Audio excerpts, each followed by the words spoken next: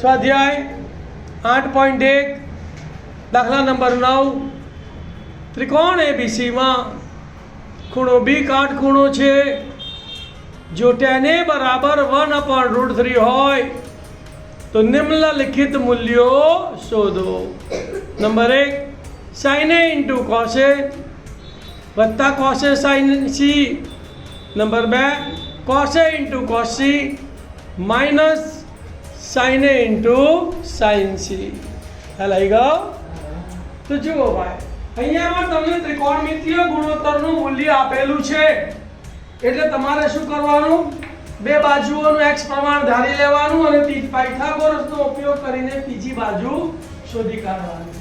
પછી sin A cos A sin C cos C ના મૂલ્યો શોધી કાઢવાના અને એ મૂલ્યોમાં કિંમતો મૂકી સાદુરૂપ આપો એટલે તમારો જવાબ આવી જાય।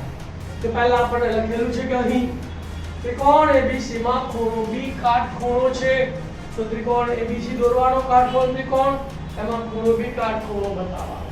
પછી જેની વેલ્યુ આપી છે વેલ્યુ લખવાની કે tan A બરાબર 1/√3। પછી આગળ tan A નું સૂત્ર લખવાનું, સામેની બાજુ તો ખૂણા A ની સામેની બાજુ થશે BC અને પાસેની બાજુ થશે AB તો સામેની બાજુ BC છેદમાં પાસેની બાજુ AB।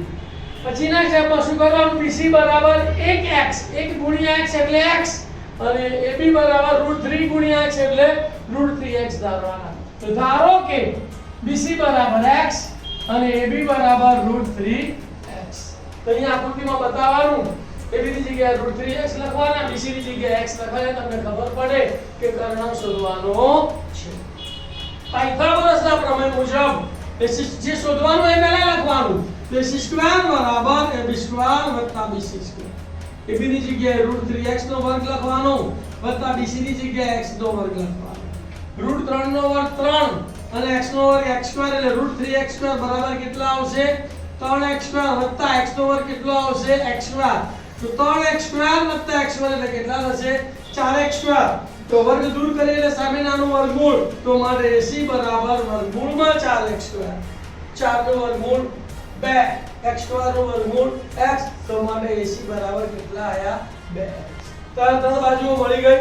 હવે રકમમાં જુઓ કયા કયા ત્રિકોણમિતીય ગુણોત્તરો શોધવાના છે। તો પહેલા એક ખૂણાવાળા બંને લખી કાઢીએ તો sin A અને cos A આવે છે। પછી C ખૂણાવાળા લખી કાઢીએ તો એમાં sin C અને cos C આપેલા છે। તો પહેલા sin A શોધીએ તો sin A નું સૂત્ર સામેની બાજુ તો A ની સામેની બાજુ કઈ લખવાની કૌંસમાં BC અને કર્ણ AC। BC ની જગ્યાએ લખવાનો x અને AC ની જગ્યાએ લખવાનો 2x।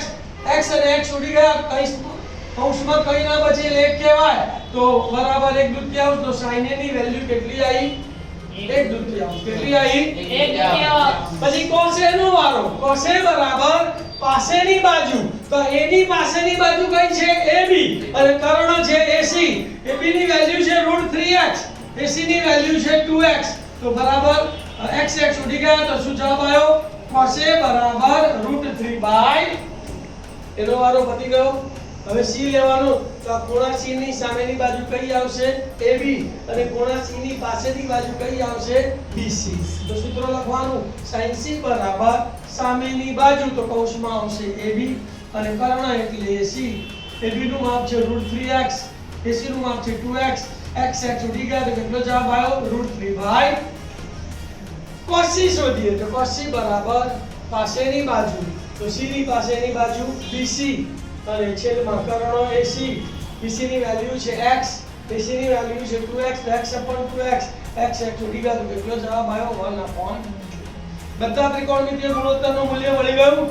હવે જે સાબિત કરવાનું છે એમાં કિંમતો મૂકીને સાદુરૂપ આપવાનું। તો પહેલું સૂત્ર કયું સાબિત કરવાનું છે બોલો, sin A ગુણ્યા cos C વત્તા cos A ગુણ્યા sin C। તો sin A ની કિંમત 1/2 ગુણ્યા cos A ની કિંમત 1/2 વત્તાના વત્તા cos A ની કિંમત √3/2 ગુણ્યા sin C ની કિંમત √3/2।